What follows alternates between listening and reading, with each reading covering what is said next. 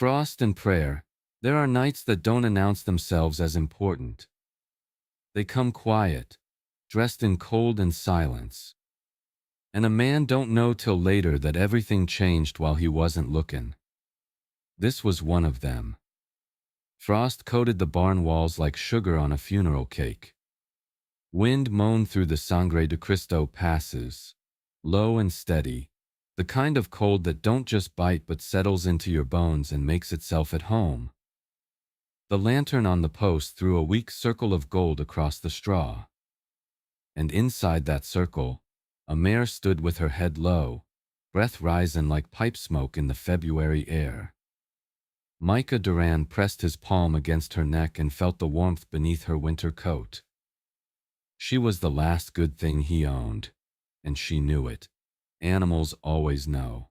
He'd lost half the herd to this winter. Cattle frozen standing up in the north pasture, stiff as fence posts by the time he found them.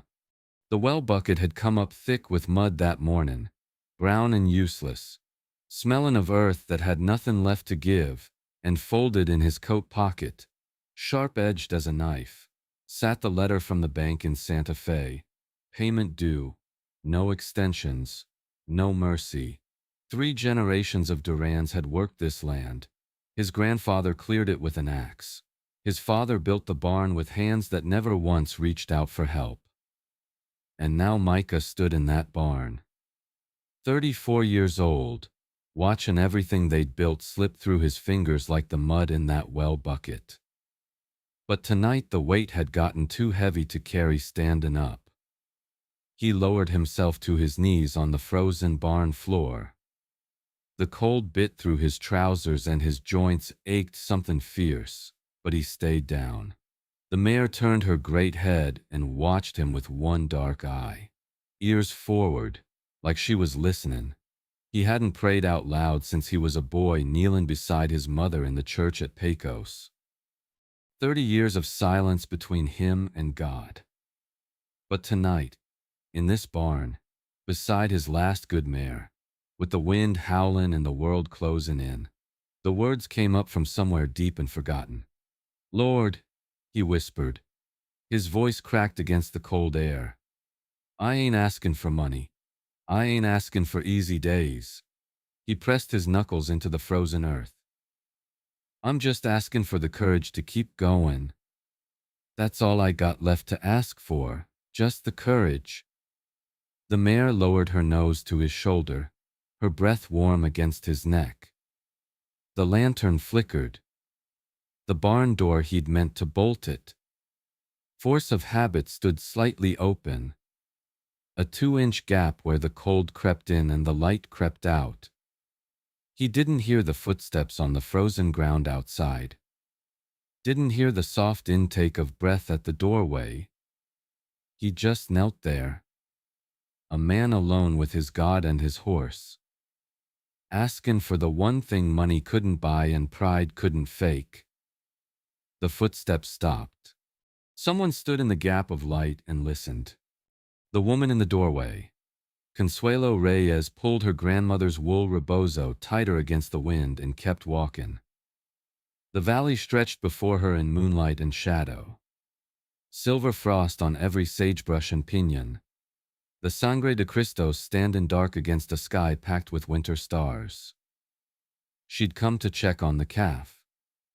That was the practical truth of it. And Consuelo was a practical woman. A week ago she'd treated the little thing for joint sickness, poulticed its swollen knees with comfrey and arnica, brewed a tea of willow bark for its fever. She'd told the rancher she'd come back. A healer keeps her word.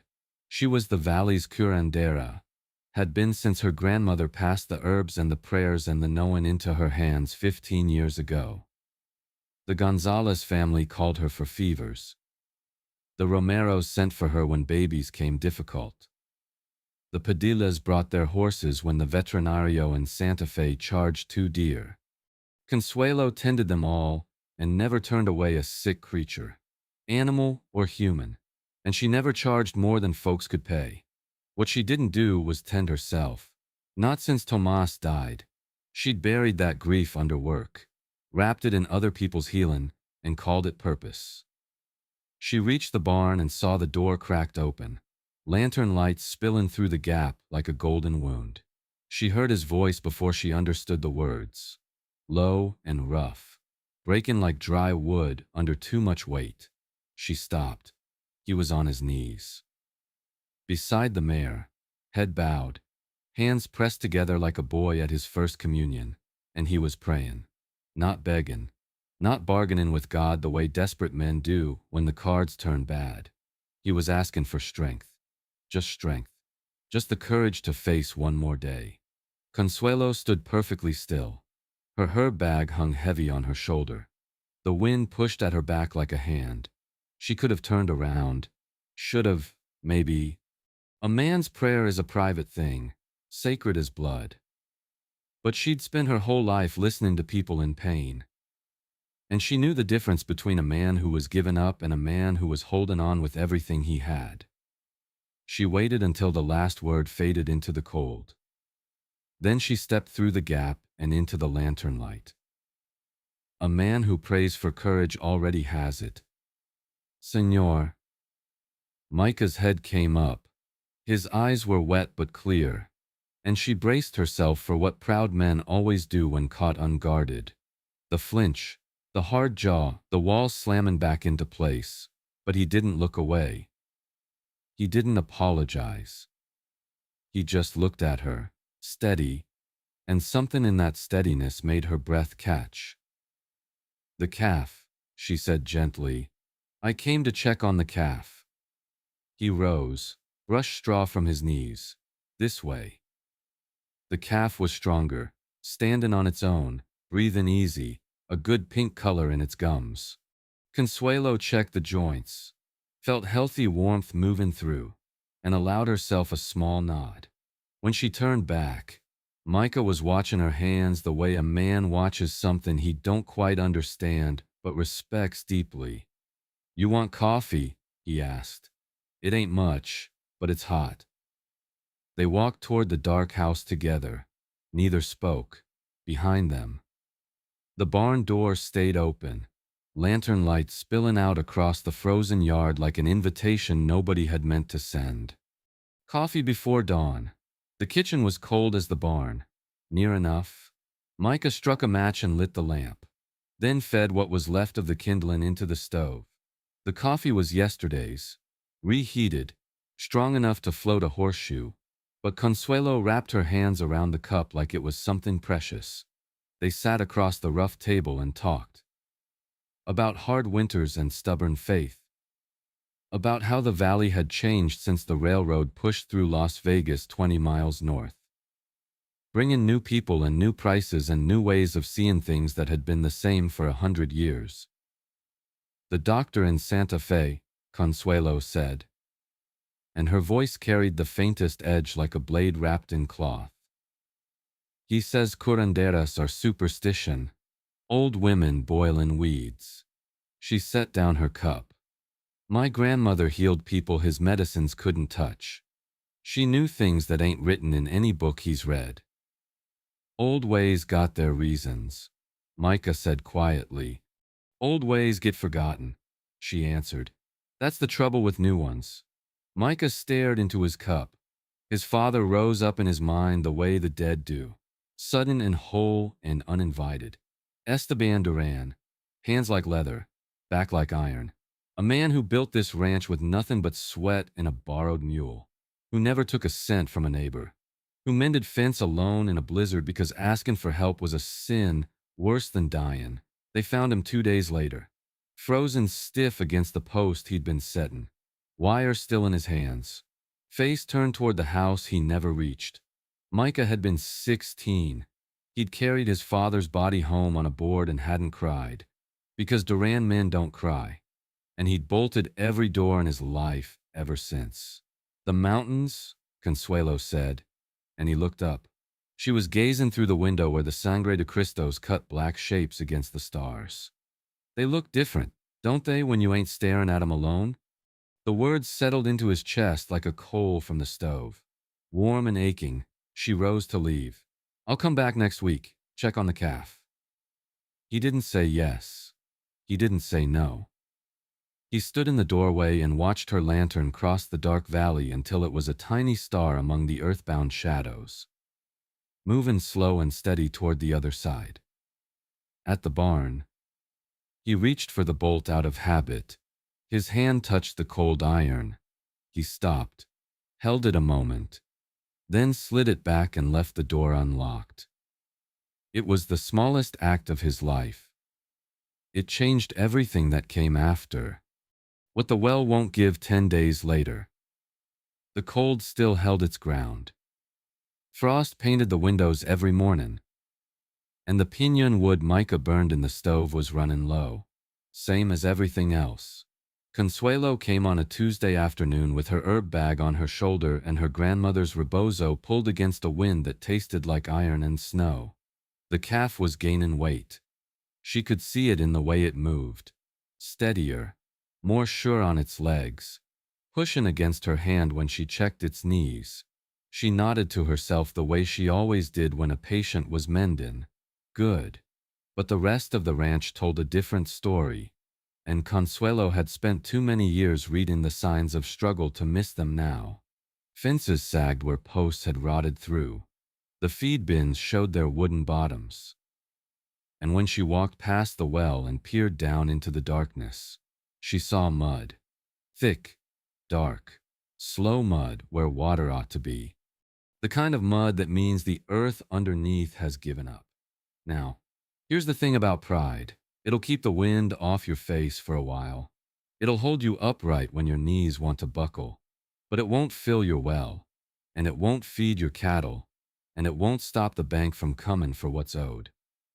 She set the herbs on his table without ceremony: chamomile for the mare's cracked hooves, yerba buena for tea, a jar of salve she'd made from pine sap and beeswax. Then she said, careful as a woman stepping across thin ice. There's a spring higher up. My grandmother knew it. Good water, runs year-round, even in drought. Micah's jaw set like a trap closing. I know my own land, Señora. The word landed between them like a stone dropped in still water. Señora, not her name, a title, a distance he'd put there on purpose, and they both knew it. She saw the bank notice on the table. He'd forgotten to hide it. Or maybe he was past caring. She read enough of it to understand. This wasn't just a hard winter. This was a man standing at the edge of a cliff, and the ground was crumbling. She didn't mention it, just tucked the herbs beside his coffee tin and walked home through the cold, thinking about her own stubbornness, how she hadn't let a soul take care of her since Tomas, how she'd carried every burden like it was a badge of honor instead of a wound. Two proud people, same mule, different barn. At home that evening, she set aside extra herbs. Enough for 2 households. She wrapped them in cotton cloth and put them by the door where she'd see them first thing in the morning. She didn't examine why. The healer's own wound. Consuelo hadn't slept in 31 hours. The Romero baby had come breech, feet first, and she'd worked through the night with her hands inside another woman's pain, turning the child slow and careful while Maria Romero bit down on a leather strap and prayed to every saint she knew. The baby came at dawn, screaming and perfect. And Consuelo had walked home with her hands shaken and her knees like water. She should have gone to bed. Instead, she washed her face, picked up her herb bag, and started toward Micah's ranch. The calf needed checking. That was what she told herself. The calf. The mare's hooves. The supply of yerba buena she'd left last time. Practical reasons. Sound reasons. Reasons that had nothing to do with the fact that Micah Duran's kitchen was the only place in the valley where someone poured her coffee instead of the other way around. She arrived in the late afternoon, and he took one look at her face and pulled out the chair without a word.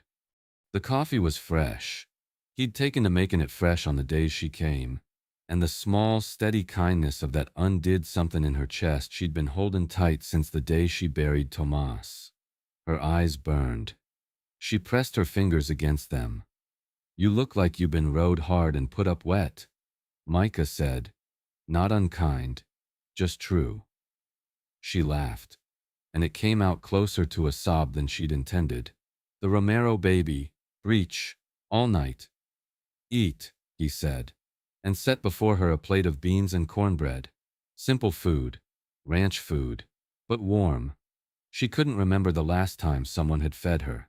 She picked up the fork and her hand trembled, and she hated that he saw it, and she was grateful that he saw it. And both things were true at the same time. They talked while she ate. He asked about her grandmother, where the old woman had learned the healing arts, what the prayers meant, whether the herbs worked different at altitude. Consuelo spoke about hands that smelled of lavender and sage, brown fingers breaking stems by moonlight. Knowledge passed like a flame from mother to daughter for longer than anyone could remember. And now that doctor in Santa Fe wants to make it all go away, she said. Says we need licenses, papers, his kind of learning, or none at all. Old ways against new ways, Micah said. Story of this whole territory. Story of every territory there ever was. The well was lower. She could hear it in the hollow sound the bucket made when Micah drew water for the dishes, more echo than splash. The bank deadline crept closer. But what grew between them in that kitchen was new and fragile, like a seedling in late frost, and neither of them wanted to put weight on it yet. She left at dusk. At the gate, she turned back. Same time next week. It wasn't a question about the calf. They both knew what it was. Same time, he said. Winter's last fist. The storm hit mid-March, the kind old ranchers called el último puño del invierno. Winter's last fist. It came howling down from the peaks like something with a grudge.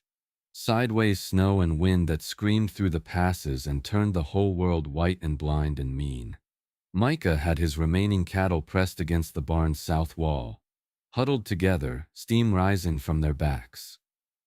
He'd counted heads twice, one short, the calf, Consuelo's calf. He'd taken to calling it in his mind, though he'd never said it out loud. It was still in the far pen, exposed. Too young and too small for a night like this. He pulled his coat tight and went out. The wind hit him like a wall of cold hands. Snow drove into his eyes, his mouth, down his collar where it melted and ran icy along his spine. He couldn't see 10 feet ahead. He followed the fence line by feel, hand over hand, post to post, gloving ice off the wire as he went. And he thought of his father doing the same thing in a storm just like this one.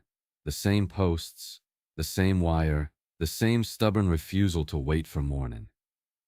He found the calf huddled against the far rails, shivering so hard its whole body shook. He grabbed it under the chest and hauled. His boots slipped on ice. He went down hard on his right shoulder, and something wrenched deep in the joint. Hot pain shot white through his arm, his neck, his jaw. The calf bawled. He gritted his teeth and pulled himself up on the fence rail with his left hand. Tried to lift the calf over, couldn't.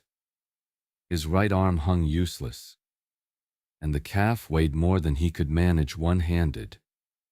He stood in the screaming wind, holding an animal he couldn't carry. And the choice came down to the simplest thing in the world. His father would have stayed, would have fought the weight and the cold until one of them won and the other died. That was the Duran way, proud and frozen and alone. Micah limped back to the barn. Every step cost him. Inside, he found the signal lantern, the one Consuelo had mentioned weeks ago. Valley healers watched for it. A light in the barn door meant someone needed help. His father never lit it, not once in 40 years on this land. Micah struck the match. The flame caught. He hung the lantern in the open barn door, its small gold eye facing outward into the white darkness. and he stood there watching it burn and feeling something in his chest crack open that had been sealed shut his whole life. She came, through snow and wind and dark, following the light. Together they carried the calf inside, her steady hands guiding his broken ones, her voice calm against the storm's fury. She packed snow against his shoulder to bring the swelling down, then wrapped it tight with cloth and a poultice that smelled of pine and camphor and the quiet certainty of someone who knew exactly what she was doing. The storm died at dawn. They sat shoulder to shoulder against the barn wall, the calf breathing easy between them, alive because he'd lit a lantern instead of dying in the dark. "Thank you," Micah said. 2 words, the 2 his father never learned. What his father never said. Late March brought thaw, slow and grudging, the kind of warmth that came and went like a skittish horse. Ice loosened its grip on the creek. Brown patches appeared in the snow like the earth remembering it had a color underneath. Consuelo tended Micah's shoulder through those last cold weeks, arriving with her salves and her quiet company, and the ranch began to feel less like a place where a man suffered alone and more like a place where 2 people breathed the same air on purpose. One evening, with the lamp burning low and coffee between them, Micah told her the rest of it. "He built this place from nothing," he said. His thumb traced circles on the table, slow and absent. His hands, a borrowed mule, and stubborn. Lord, that man could outstubborn a mountain. He was quiet a moment, never borrowed a cent, never asked a neighbor for water, not even in the drought of 72 when the creek went to dust. He used to say, "A Duran stands on his own, or he don't stand at all." Consuelo waited. She had a healer's patience. She knew the hardest words come last. They found him against a fence post.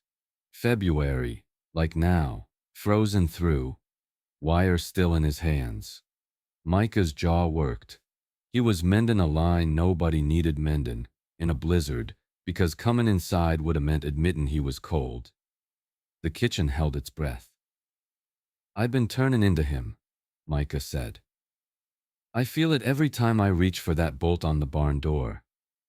Every time someone offers a hand and I pull mine back." Consuelo set down her cup. She looked at him across the lamplight, and her eyes were bright and steady. "You know what I think, Micah, I think we got the same stubborn in us. Same mule, you and me, just pulling different loads." She touched the edge of the table. Not quite his hand, not quite not. "Since Tomas, I've been healing everybody in this valley so I don't have to sit still long enough to feel my own hurt. You bolt your doors, I fill my days, same thing." The bank deadline sat between them. 3 weeks. Micah had lain awake half the night before, staring at the ceiling, hearing her voice in the dark. Your father's way kept him proud.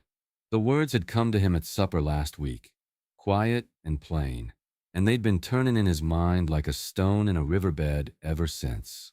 Your father's way kept him proud, she said now, as if she'd heard his thoughts. Did it keep him alive? He looked at his hands on the table, work-scarred, strong, empty. Next morning, he saddled the mare before sunrise, rode the 12 miles to town with his shoulder still sore and his hat pulled low against the wind, walked through the doors of the Banco Territorial for the first time in his life, and stood in the lobby smelling ink and polished wood and the particular silence of a place where money lives. The banker was a gray-haired man named Archuleta who'd known Esteban Duran 40 years. He listened while Micah laid it out. The winter, the herd, the well. No excuses, no decorations, just the bare truth spoken plain. When he finished, the silence stretched. Archuleta turned a pen between his fingers. The clock on the wall ticked. Micah gripped the brim of his hat with both hands and waited, and the waiting was harder than any blizzard he'd ever stood in. Your father, Archuleta said finally, never once walked through that door. No, sir, he didn't. Another silence. Then Archuleta set down the pen. 60 days, Duran. Bring me what you can.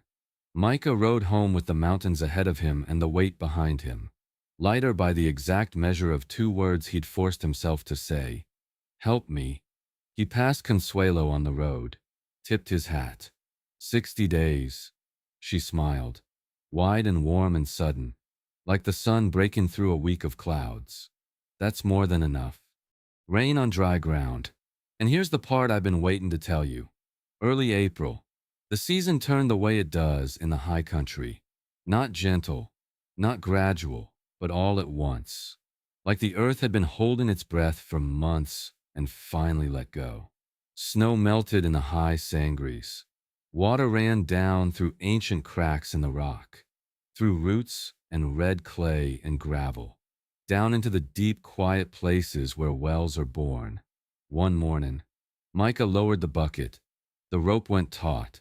He felt weight, resistance. He pulled, hand over hand, and the bucket came up sloshing and heavy, full of water so clear it caught the April sunlight and scattered it across his hands like pieces of something holy. He set the bucket on the stone rim, his hands pressed flat against the well's edge, fingers spread, and he stayed like that for a long time, not moving, not speaking, just feeling the cool water and the rough stone and the fact that the earth had not forgotten him. His throat closed. His eyes burned. He took off his hat and held it against his chest. Then he knelt, right there beside the well, in broad daylight, where anyone passing on the road could see him plain, and he prayed. Not the desperate, shattered prayer of Valentine's night. This was something else entirely. This was a man standing in the middle of grace and knowing it. When he raised his head, Consuelo was coming up the road. She came every day now. He'd stopped pretending he didn't watch for her. He showed her the water. She cupped it in her brown hands, let it run through her fingers and back into the bucket, and her eyes went soft. The earth remembers. Micah, it always remembers. He told her about the bank extension, the plan he'd been working, selling the spring calves at market, taking on fence work for the Romero outfit, setting aside every cent that wasn't nailed down. She told him the calf, their calf, was strong enough to sell at auction for a fair price. Maybe enough to make the first payment and have a little left over for seed. They walked the fence line together that afternoon, counting posts that needed setting, wire that needed stretching, practical work, the kind of work that builds a life one post at a time. The mountains spread before them, snow-capped and enormous against a sky so blue it hurt to look at. And Micah realized he'd been staring at those peaks alone for 30 years without ever really seeing them. They looked different now, not smaller, not gentler, just shared. "Will you come tomorrow?" he asked. She looked at him with those steady, knowing eyes, and the corner of her mouth turned up. "I come every day now, Micah." A pause. The wind moved through the sage. "Haven't you noticed?" He'd noticed every single time. He'd just never dared to call it what it was. Regular as sunrise. The barn, the lantern, the mare shifting in her stall, breath rising soft in the evening air. But listen close now, because everything is different. Warmth instead of frost. The door standing wide open to a spring evening that smells of sage and wet earth and the first wild columbines blooming along the creek where the water runs strong again. Herb bundles hang drying from the rafters beside Micah's tack. Chamomile and yerba buena and lavender. Their scent woven into the hay and saddle leather until the whole barn smells like something that didn't exist in February. Something with a name he's only just learning to say. Home. A home with 2 people in it. Consuelo's visits had become as regular as the sunrise, and the valley had taken note the way valleys do. The Gonzalez family smiled when she passed toward Micah's road. Old Senora Padilla told anyone who'd listen that it was about time the curandera found somebody to tend her back. The Romero children waved from their fence, and she waved back. Her herb bag lighter these days. Not because she carried less, but because she wasn't carrying it alone. She still healed the valley. That hadn't changed. What changed was that when she came home tired and aching from a long night with a sick child, there was coffee waiting, there were hands that took the bag from her shoulder. There was a voice that said, "Sit down," without making it sound like charity. Micah knelt in the barn. Not from desperation, from practice. A habit Consuelo had gently started one evening by lowering herself to the straw beside him without announcement or explanation. He'd looked at her, surprised. She'd closed her eyes and folded her hands and said simply, "You started something good on Valentine's night. Don't stop." So they prayed, together, quietly, for the valley and the families she tended, for the ranch and the cattle and the well that ran clear, for each other. The mare nuzzled Consuelo's shoulder and left a smear of grain dust on her grandmother's rebozo, and Consuelo laughed. That warm, full sound Micah had come to need the way he needed water and air and the ground beneath his feet. He looked at her in the lamplight. This woman who'd stood in the cold and stayed. "You were right," he said. "A man who prays for courage already has it." He reached over and took her hand, rough palm against rough palm. Healer's hands and rancher's hands, both built for work, both worn by weather, both steadier together than they'd ever been apart. But a man who prays beside someone he has everything. She squeezed his hand, didn't let go. Outside, the Sangre de Cristo mountains held the valley like cupped hands in the last copper light of evening. The well was full. The first payment was made, honest and on time. And in the barn door that Micah Duran had bolted shut every night for 30 years, the way his father taught him, the way fear and pride demanded, stood wide open to the spring air, letting in the sound of the creek and the smell of the columbines and the quiet truth that had walked through it on a cold Valentine's night and never left. Praying don't mean you're weak. It means you're wise enough to know you weren't meant to carry it all yourself. And if you're lucky, truly lucky, you find someone wise enough to kneel beside you. The well runs clear. The door stays open. And she comes regular as the sunrise.